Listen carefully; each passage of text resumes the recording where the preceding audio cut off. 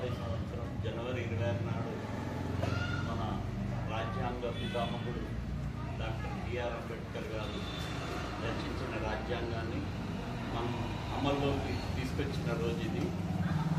ఎందుకంటే ఏదైనా ఆర్గనైజేషన్ నడవాలంటే దానికి సపరేట్ రూల్స్ అండ్ రెగ్యులేషన్ పెట్టుకోవాలి. అలాగే మన ఇంత పెద్ద ప్రపంచంలోనే రెండవ అతిపెద్ద రాజ్యాంగం ఉన్నటువంటి చరిత్ర కలిగిన మన భారతదేశానికి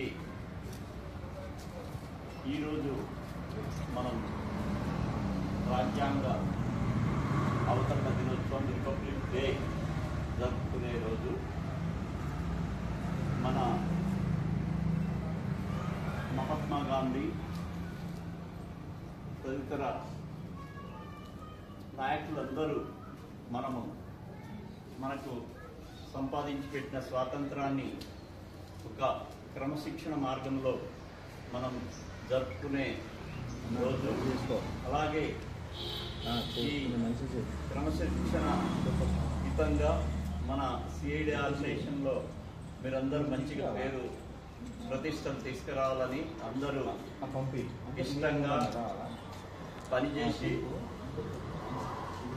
మీ పనులలో ప్రతిభ కనబరుస్తారని ఆశిస్తూ ముగిస్తున్నాను. మీ యొక్క సూచనలను తప్పకుండా